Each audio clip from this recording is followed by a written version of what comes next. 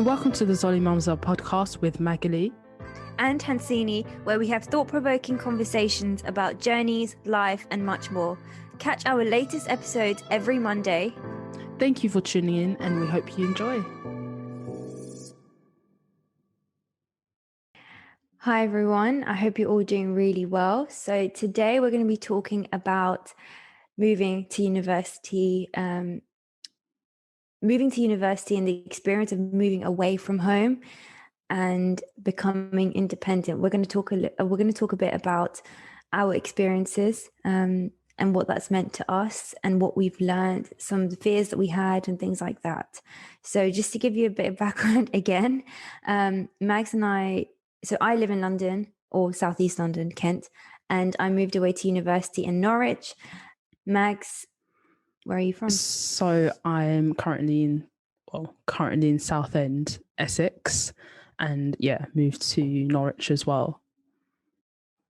Yeah. So what was your experience like? What assumptions did you have before going to university? What were you thinking when you were driving up to uni? I thought, oh my days, this is it. Like, I'm on my own. I don't have parents with me anymore that I can sort of fall back on and like run home, because when you go to school, you're always coming back to a home, and it's like you have to. In my head, I was like, I need to sort of create my own home, or my sense of what is home, somewhere Sense new. of belonging. Yeah, and I have to sort of figure myself out. I think that's what that was going through my mind, and obviously leaving my parents as well, because for me, moving to uni was the first time sort of moving away. I mean, I've been to, vacations or like stayed at other people's houses, but for a long time, uni was the first step. So I think that was my initial thoughts. What about you? I just have this memory of driving up to Norwich, and I'd never been to Norwich. I hadn't even visited UEA. Yeah, this is mad. I honestly didn't know about UEA or anything like that. And I was driving there, and I literally, it was really funny.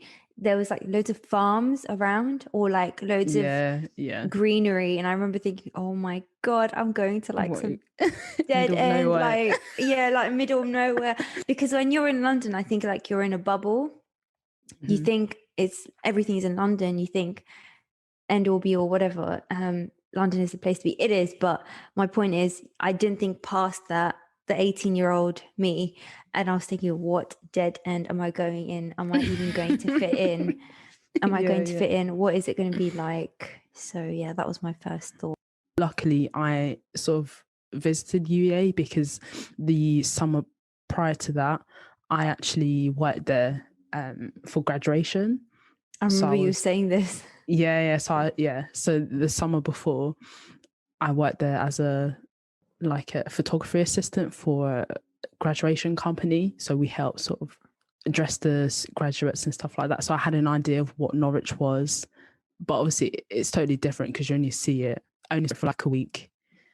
But yeah, for me, luckily, I sort of had an idea of what it looked like. But for you, I can't imagine. I didn't know. But you know what? My parents always had the mindset, like they didn't understand the point of going to universities and seeing it, because they were like, it didn't make sense to them not having your grades, but looking at universities, like, because in Mauritius, you get your grades and then you apply to university because you apply based on your grades. Mm-hmm. Whereas over here, people were going to see universities without knowing what they've got. That's why I never really got to go, because my parents would not be like, let's drive 5 hours away just to see university that you might not even get in. So sorry, pessimistic, I know, but that was the idea. Like, what's the point of looking at uni when you don't actually know where you can apply? So what has been one thing that you've learnt from your uni experience? I think number one thing was mental health is important. I think throughout uni, when I moved there, that had never been on my mind, because I think when we're at home, we're surrounded by our family, and we have like those distractions, and you grow up with them, and you can confide in them. So your mental health is, I think, quite healthy, I'd say, when you're growing up in a like good household and have like great friends, high school friends. So I think you don't really have to like really take care of your mental health, but that's different when you step out and you're literally by living by yourself. Well, obviously we have housemates at uni, but I think it was the first time, well, actually coming out of uni, I realized how much I didn't take care of it. And I think a lot of people need to realize it's something that's important, that they need to start thinking about when they move to uni, because otherwise you'll get so overwhelmed with everything going on at uni, because there's a lot of distractions, and you can sometimes have mental health at the bottom of your list. So that's definitely one thing. I would just say on top of that, like when you move to uni, know what support there is for you. Yeah. Like know what societies there are, know how, if you are going through something, who you can talk to and things like that. I would say look into that, because you might not think you need it. You will at some point. So use it.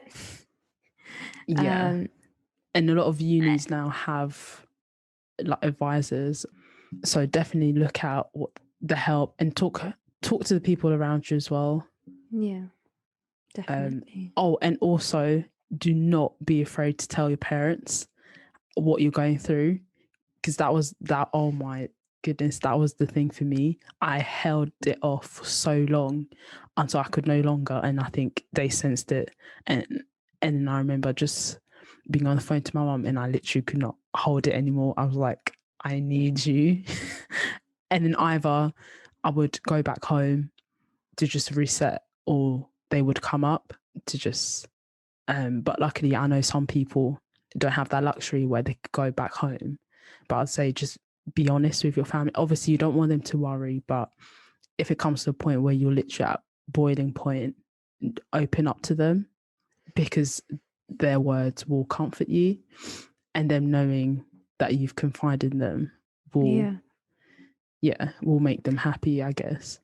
I would say, if you don't have, like, if you don't want to talk to a family like that, find someone who you can talk about it to.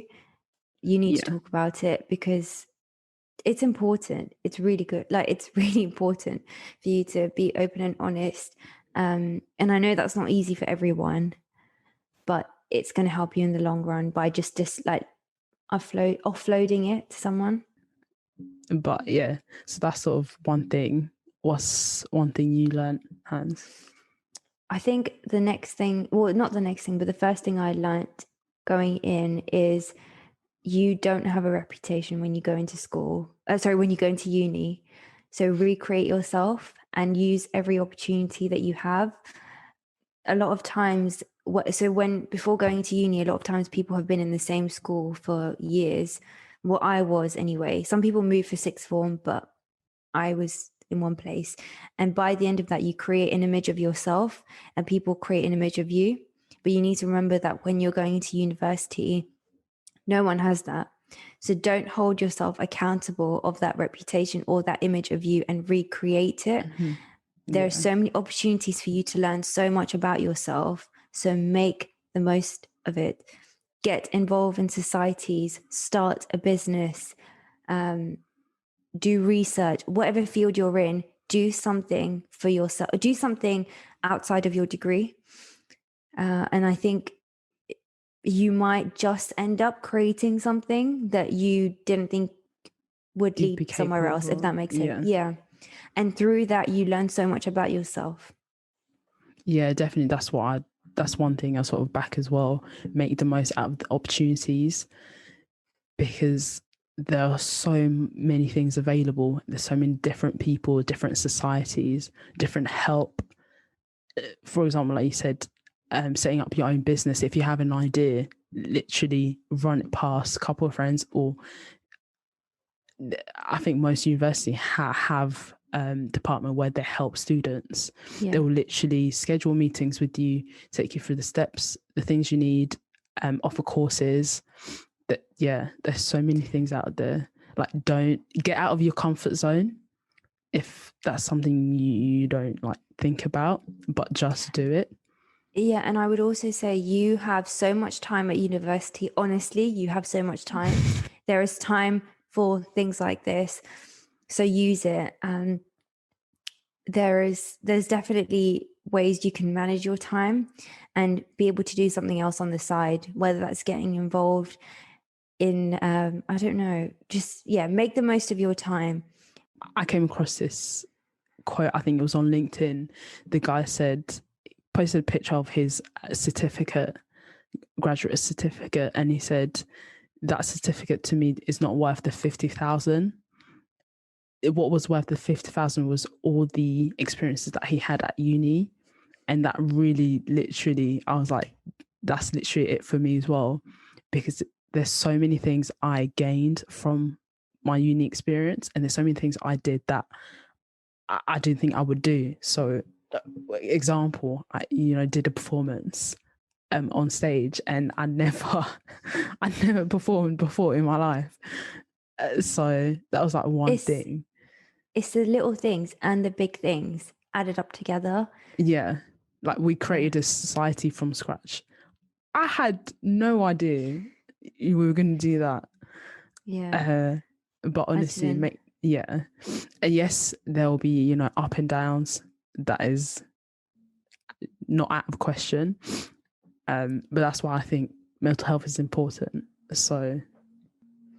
Yeah, another thing I wanted to add is, you are there for a degree. Like, this kind of goes together with what Meg said.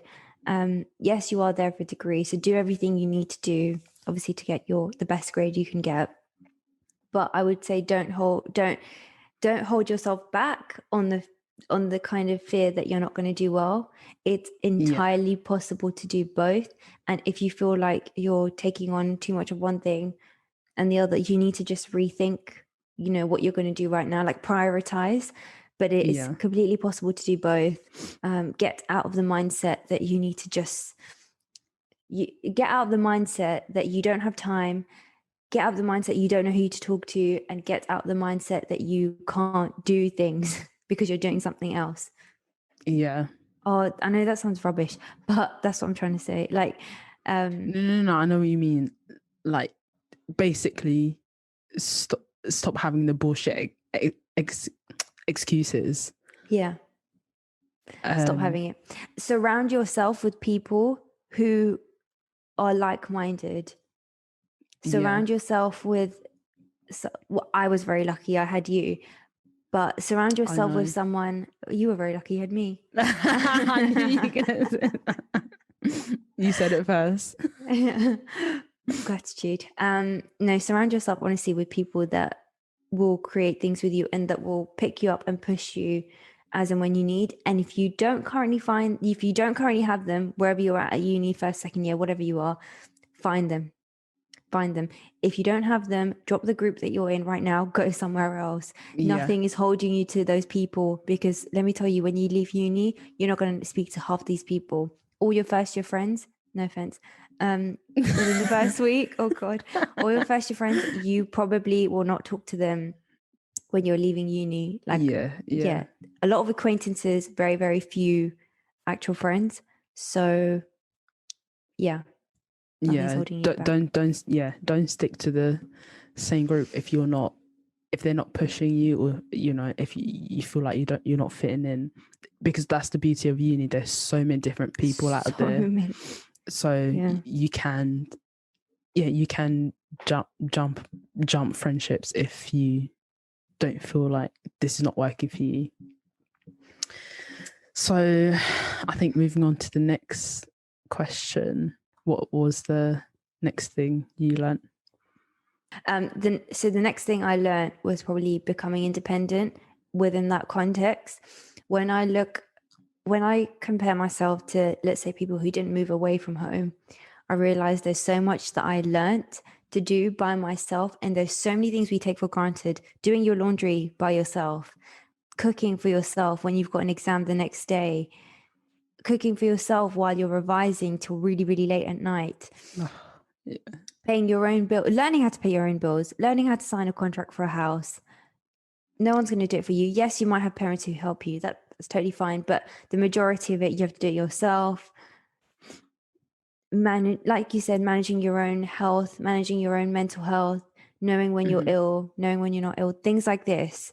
It's like key life skills, and you will never, most likely you won't be independent until you move away. That's my personal opinion. Yeah. Because when you're at home, the little things someone will help you with. Like whenever I'm home, my dad will help me with my car. My mum will help me with when I'm revising, dinner's ready. I don't have to worry about dinner. My input is very, very little compared to when I was at uni. Yeah. Like if my car broke down, mate, you fix it yourself. I was just thinking about you're saying how to pay car fine. If we should talk about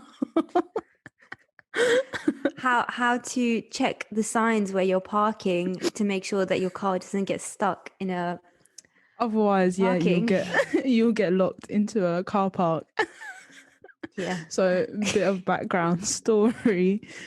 So Hans and I one night decided we want to go to cinema, and one of the car parks that we went to was sort of about 5 minutes away, but it wasn't the cinema car park. It was like a general shopping. Yeah, it was like a shopping retail park. Yeah, it was one of those sort of car parks. So then we went in thinking, sick, let's go enjoy the movie. And then coming back, we didn't read the parking signs, and then literally walking back, we see the fence has like been closed. Shut. The gate has been closed, and then we're like, oh my god, how are we gonna get home? So we're literally like panicking for like 30 minutes, and then luckily there was one of the guys around. I think he saw us struggling because obviously we were the only car there. And then we were literally like, oh, can you please open the gate? And then luckily he opened the gate. He was just like, yeah, come through. And he just pressed the button. That was it. I think it was more than 30 minutes. I remember I even called a friend over. I was like, can you please come pick us up? Yeah, and they were on the side just filming laughing, us, trying to laughing. Get out. So yeah, these are things you learn. Yeah, but no, I wholly back that. It's literally, I learned to be independent because I think the small things we do take for granted, and there's so many things you learn about yourself as well, because at home, you don't realize until you come out of it, like what you like and what you don't like. So now we're going to talk a bit about our experiences moving abroad. And what I mean by that is, so both Mags and I, we were born in Mauritius and raised in Mauritius until we were about 8. Yeah. And then we moved abroad to the UK. So we're going to touch a bit about our experiences with moving abroad, because that is a big change. So yeah, tell us about why you came abroad, Mags. So basically the main reason I think my parents decided to move to England was to give us better opportunities in terms of education and careers, because at that point when we were in Mauritius, my dad was literally working long hours. He was working in a factory, but he was literally working long hours. We barely saw him, basically always sort of trying to make ends meet at the end of the month, and we literally just didn't really have a lot of money basically. And and some of, I think 3 or 2 of his brothers already moved to England, so they sort of reached out and said, why don't we think about moving as well? And because my mum has an Italian passport, so we all had the opportunity to have an Italian passport, so we sort of made that decision to sort of start making things happen like that way. And yeah, so it all happened quite quickly, actually. I think within a year, I think we got all our papers sorted, and we just made a decision. And I remember sort of being excited. I didn't really know what was happening, to be fair. Like you just don't know. You're just, at that point, I thought Mauritius was like the biggest country, was the only country. So I didn't really know the concept of actually moving abroad. I didn't actually know what that meant. I mean, I was only about 8. Yeah, I remember like us, packing up everything that we could, saying goodbye. I remember that goodbye, instead of it being like sad, I remember I was excited. Obviously, I was sad that, I wouldn't see the people that I grew up with. But I didn't think I wouldn't see them for like the next, I think after 12 years. No, sorry, I think 8 years, because I only went back after 8 years when we moved. But yeah, so the biggest reason why we moved was for them to give us better educational opportunities and career-wise, and to just have a better life balance. So to give my dad sort of a break in terms of, working long hours, and just to see what we can do. What about you? Yeah, I would say very similar actually. Came when I was 8 as well. But we moved, I think my parents realized, so my parents worked government jobs. My dad was a nurse at the time. My mum was a clerical officer, so government jobs. But that didn't cut it because it's middle class pretty much. Well, it is middle class. But they realized that if they wanted to send me abroad to study, which is what a lot of people do, like they kind of plan ahead for their kids, they realize they might not be able to afford it. Like, I think if they were in the situation, sorry, where they had no other choice but to kind of find means, they would have done it, but it would have been more of a struggle. And while they were planning ahead, they thought, why not try abroad? And I think around the time there was a recruiter that came, and it kind of everything fell into place. Yeah. So then my dad came in 2004, and then we stayed in Mauritius. So my mum and I stayed in Mauritius for a whole year. And then after a year, he came back, and then that's when he basically came to pick us up, and then get us, and then we moved here. I remember being so excited because there's a lot of excitement around you, like family wise. Yeah, because at the time, whenever someone would go abroad, all the family would get together the night before, because it was like their send off, and it would be, my house was packed with my dad's siblings, my cousins. So it was more that excitement that, oh, they're coming around, that I bought into. But I honestly, to this day, like I can wholeheartedly say I had no idea what was about to happen. Yeah.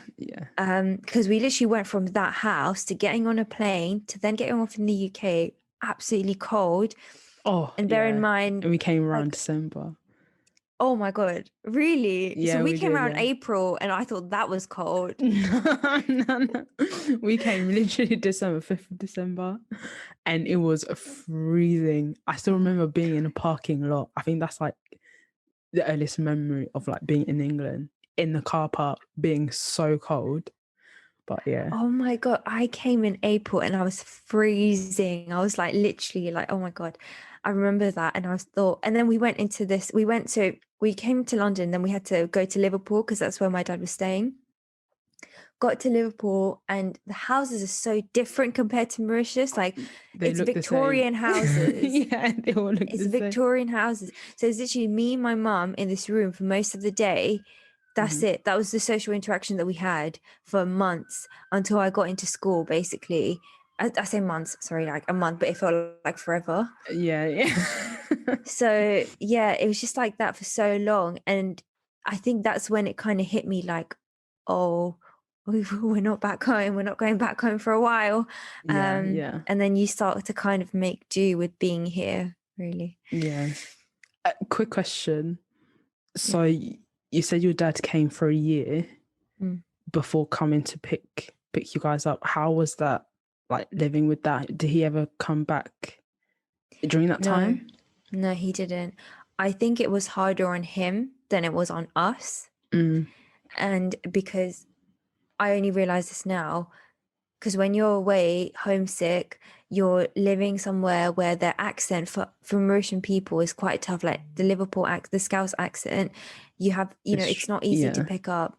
And there was a lot of times where like we were surrounded with like our family, so it wasn't hard for us, I would say. Yeah, I guess it was hard for my mom being away from him, but I think for him it was even worse. And also I remember him telling me the story about how a lot of his friends got so homesick that they went back home. Yeah. They just moved back home. And like he wasn't in that boat really. Like you have to kind of see people going through that, but then you have to make a decision that I'm not going to do that, which is even harder. Yeah. So I think for him it was much harder than for us, I would say. Now when we reflect back, having been away to uni, we can kind of get a little sense of what it's like being alone and abroad. Yeah. Because even though you're with your family, it's a huge culture change, like huge. So yeah, do you think it was the right decision? Well, no. Do you think it was the right decision that our parents made for us? Because we didn't have much of a say. I think yes, definitely. Because when I think about what they wanted to achieve and what in our situation now, I think they're really content with their decision, because the whole reason why we moved was to give us better opportunities education wise and career wise. But I think just giving us freedom to do what we want to do, and I think we've been able to do that. We've all had really good education. We all went to school, high school, great experience. Me and my sister have managed to go to university. My brothers are at uni right now. And I think them knowing that and seeing what the opportunities that we have ahead of us, I feel like right now they're content with life. I think that was their whole goal. And I think my parents are honestly the happiest two people that I know, like as in truly happy. And they don't need like any flashy stuff. Like if you meet my dad, he's literally the simplest guy you meet. Like he's just happy with doing his like 9 to 5. Well, right now he's working half a day, but going to work and then just coming back and just relaxing, like working on his garden stuff, watching football. Like he doesn't need anything. And I think seeing us living our lives the way we want, it just makes them happy. So I feel like yes, they definitely made the right decision, and I think they're happy with their decision. What about you? Yeah, I would say for me, I think definitely was the right decision. And I realize that kind of when I go back home every once in a while, because I realize how, not to say it's not livable, because that is not the case. Like when you're there, it's a great life. And I would say to some, and socially, it's a lot better. And I would say in terms of work-life stress, a lot better than here. But I would say it's opened, like you said, it's opened more doors, more opportunities for us. And in terms of kind of, I would say financially, it's benefited us a lot, because whenever I go back home, I realize that so, like you have to work a lot harder just to be able to enjoy. Does that make sense? Because everything is so expensive in Mauritius. That's the thing. Like your living standard, your wage doesn't match the living standard, basically. No, that's what I saw so as well. Yes, so that's kind of my thing. So I feel like in that way it's been great, but it didn't come easy, I would say. I was gonna say that. It like everything has a tag attached to it, or when they say the other side of the world isn't greener, blah blah blah. The grass isn't always green on the other side. The grass isn't always greener. Definitely. So because even though like we're better off education wise, we're better off opportunity wise, financially, big thing, but and we're kind of also able to help back a lot. Like we're able to give back to our family a lot more than we would have. I mean, I think you'd find means and ways to do it, but it's just easier now.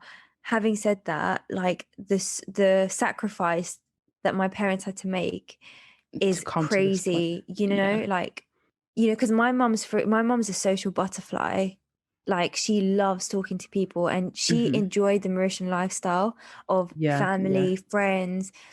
She enjoyed the social life, like going to weddings, birthdays. Like, she enjoyed that. Over here, Hmm. we moved here, we didn't have family, like close family living to us. When we were in Liverpool, my dad's cousin lived in London, so Yeah. we would travel back once every couple of months because it was expensive. Like, you wouldn't just, you know, pack up and go. And then working as a nurse as well, you didn't have, like, you had to work around your shifts. It's not every weekend that you would be home.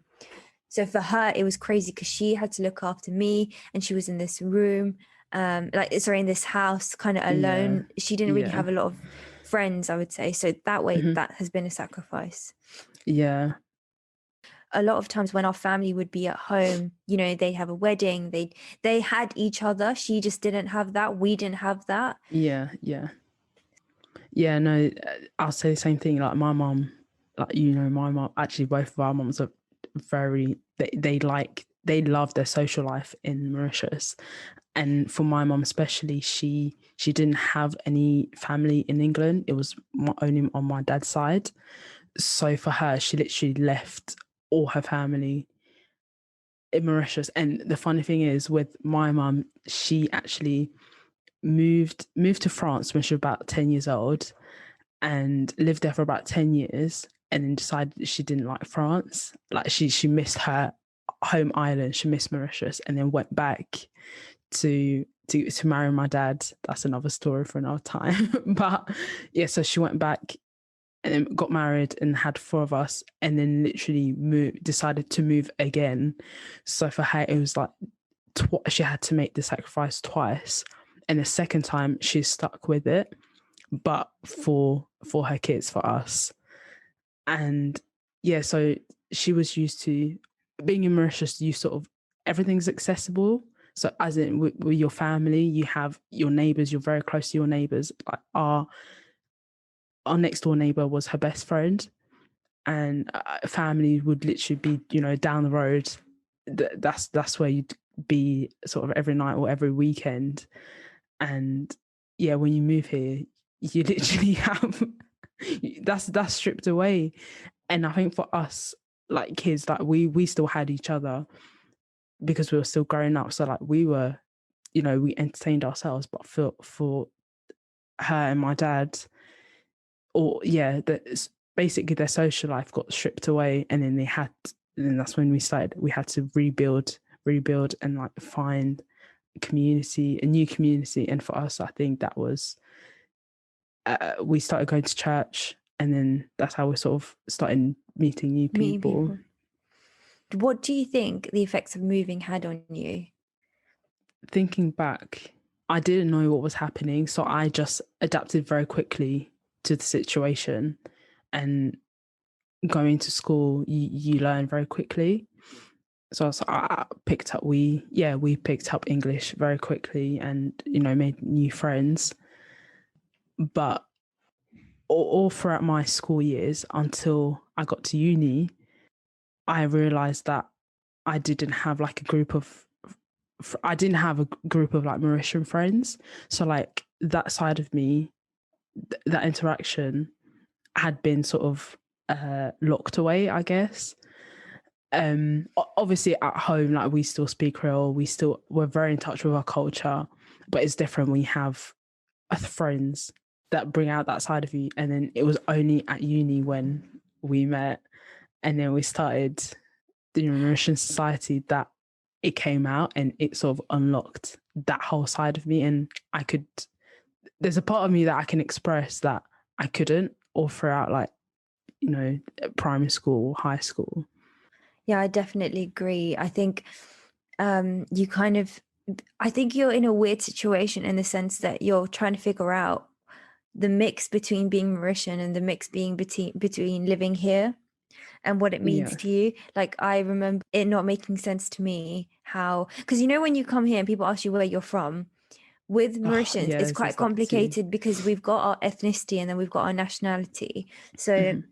we've got different ancestors. Like, like for example, mine, I'm of Indian ethnicity, but I'm from Mauritius, so technically I'm African because I Yeah, was born yeah. and raised there. My family have been there for generations. My family have been there I'm the 8th generation. Like, yeah, and that's the same story for a lot of other people. But when you're Yeah. in Mauritius, you never have to think about that because no one Mm-hmm. questions it. So Yeah, when yeah, you yeah, yeah. no one Yeah. questions it. So then when you come here, you're an 8-year-old child, people asking you where you're from, your friends ask, well, your school friends are asking you, you have no idea. So it doesn't make Mm-hmm. sense how you're Indian, but you speak French.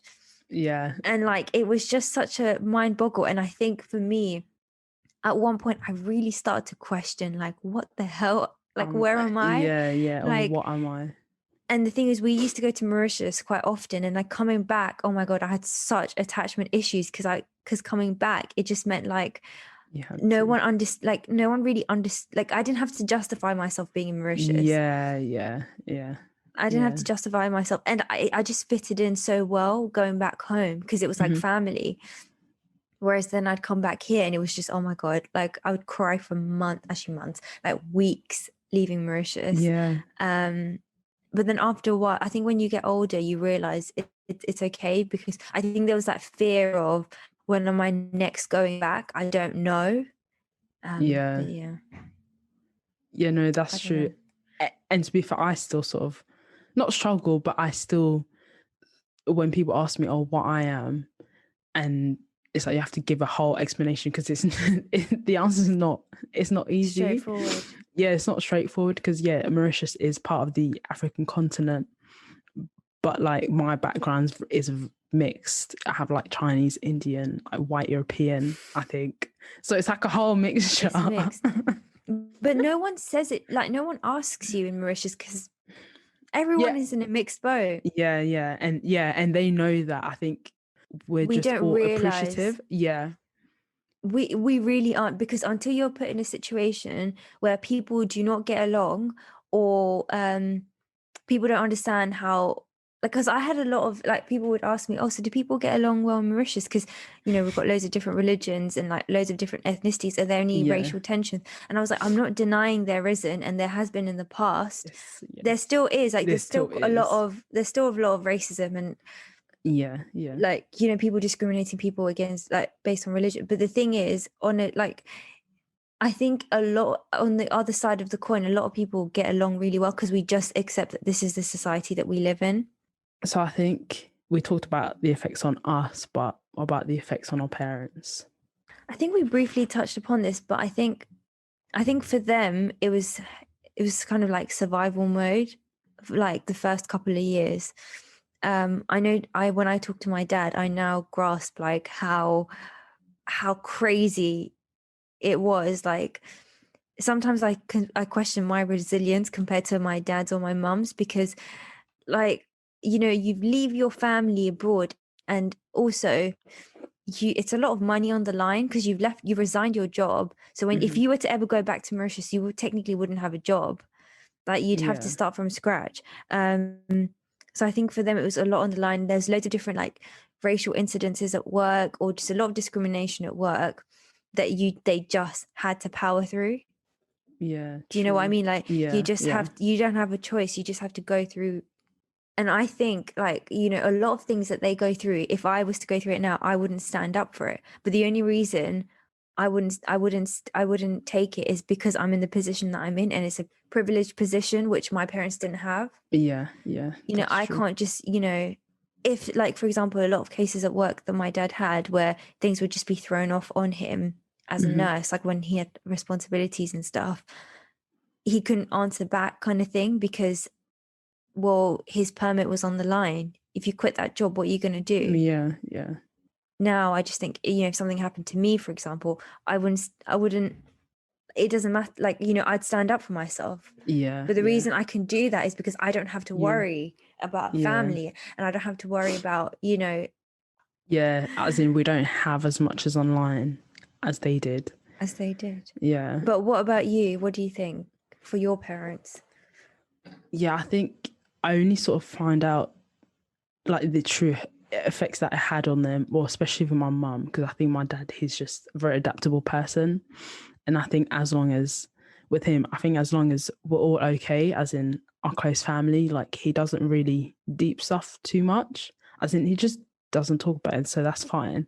But with my mum, I only sort of found out how it was a couple of years down the line, and because I think we had a conversation, and I found out that when we first moved, they did everything to like, we don't realize what was actually happening. Like we were just getting on, with school, whatever.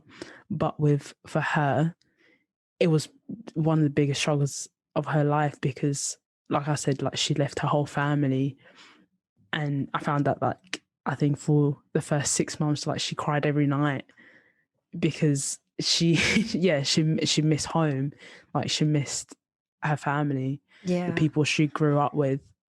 Emotionally, it takes a toll, and it takes a while to get out of that and to adapt. And I think for everyone listening, if you've been in a similar situation, I'll say have a conversation with your parents and see like what they went through, what the emotions, how they adapted, because I feel it'll give you a real understanding of your parents. And I think it's just a conversation that will literally, I guess, make you a bit closer to them and to get understanding about how they are. Yeah, and I would say the older I get, the more I understand through my experiences. But then the more they disclose as well, I realize, oh my God, like as a child, I didn't have a glimpse of this.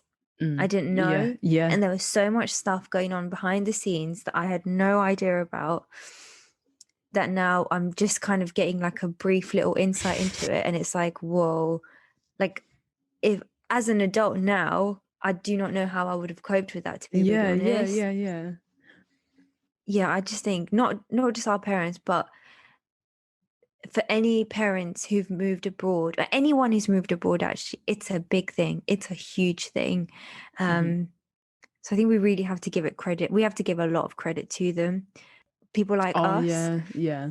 because there's a lot of underlying things that went on that you have to give yourself credit for adapting. That's very true. That's very true. And I guess finding ourselves, or it's still in the process, finding ourselves and trying to, identify like where do we fit what culture. But I think at the end of the day, I think for me it's like not what you identify yourself with. It's like everything you've experienced, I think it's okay to have as part of your identity. Yeah, like that your experiences become who you are. Yeah. Like you don't necessarily have to identify with like one type of culture. It's like everything you've gone through sort of makes you who you are. Yeah. So I feel like just embrace all the cultures that you've had, that you're getting exposed to. Yeah, I think that was my point. Yeah. No, and I was also going to say, like, before we had to like, I don't know how you felt, but like I kind of had to pick either I was too Mauritian or I was too not white, but like I lived in a very white area, or I was too Ongli, which is English. So I had to like pick where I was.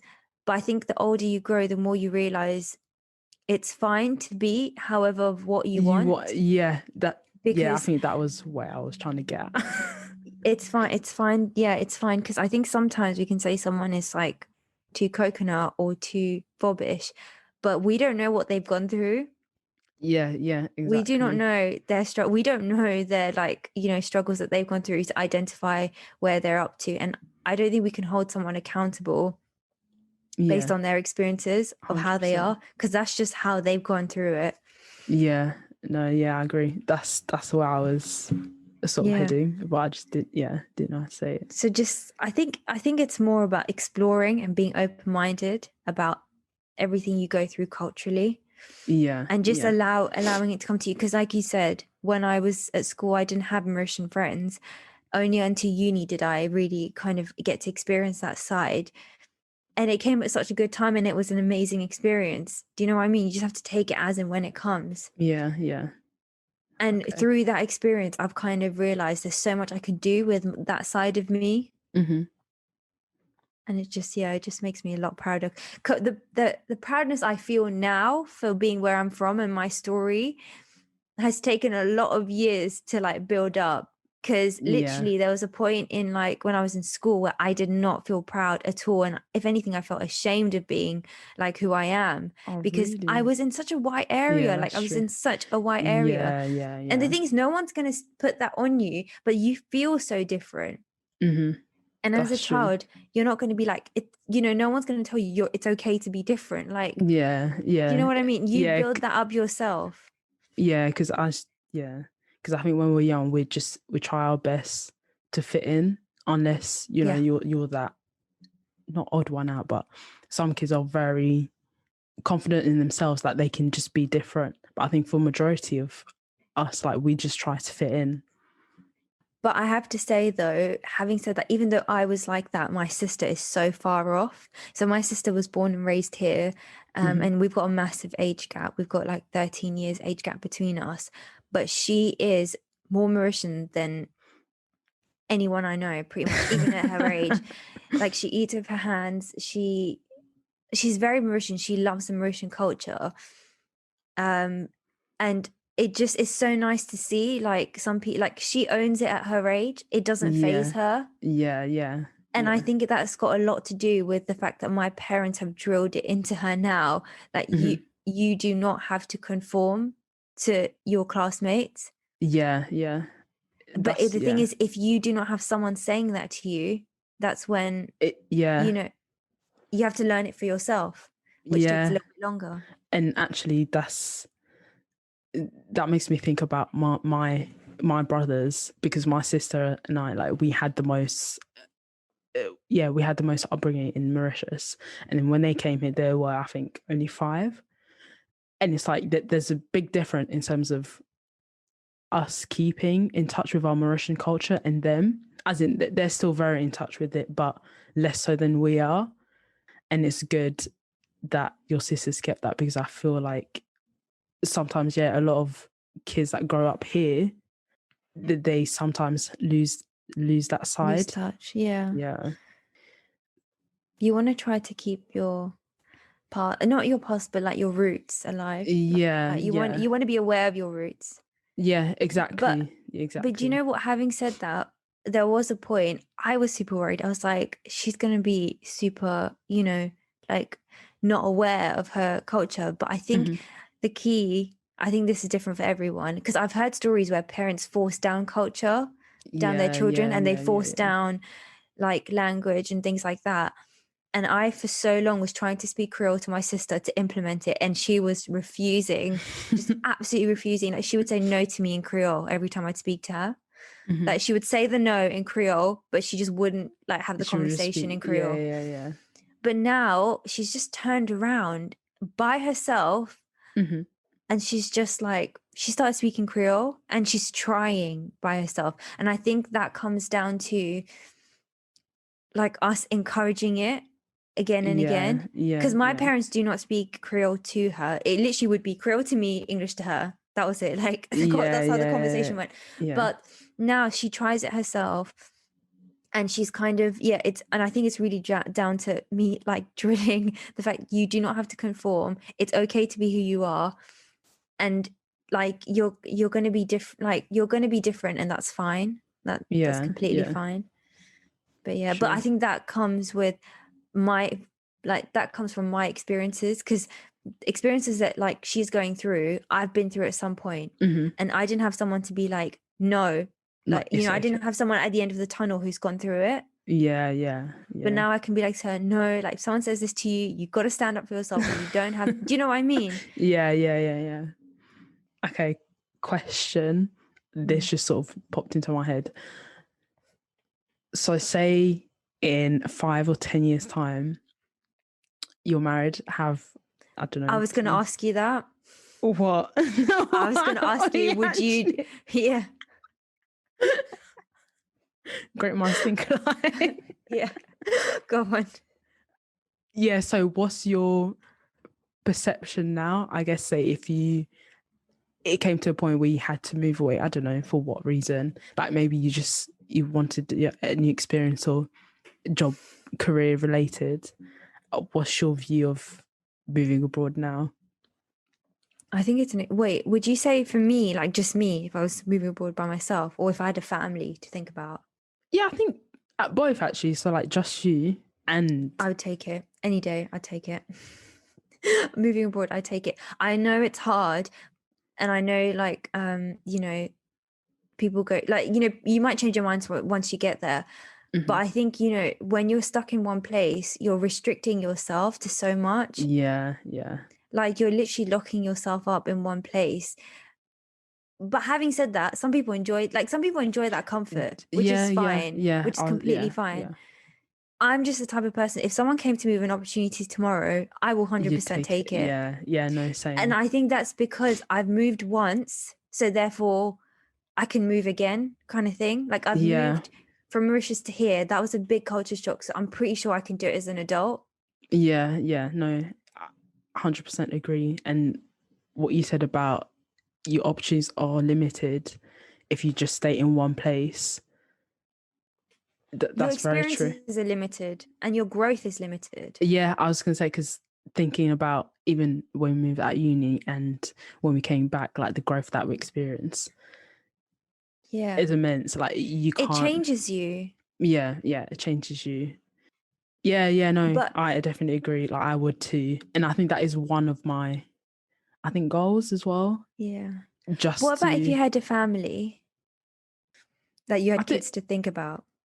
I think yes as well, because I feel like whatever age they're at, they'll always adapt.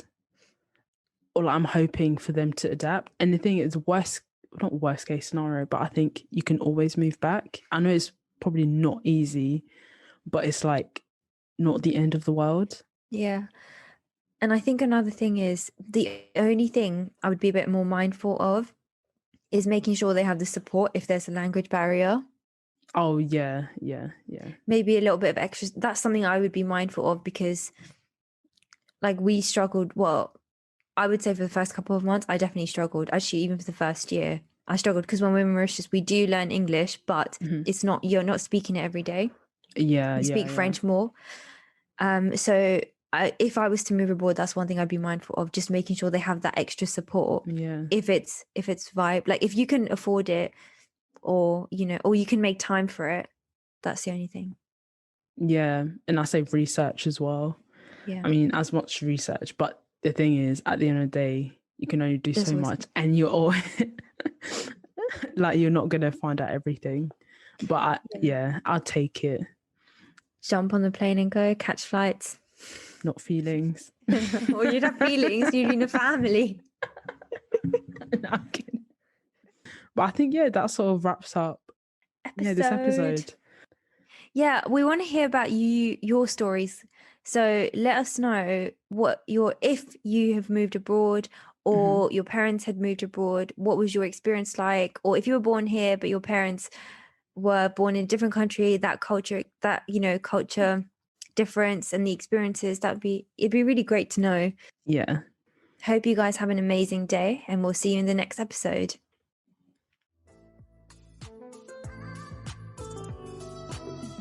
Thank you for listening to this episode. We hope you enjoyed our content. You can reach out to us on Instagram at zodi.mamzel and keep up to date with our latest adventures.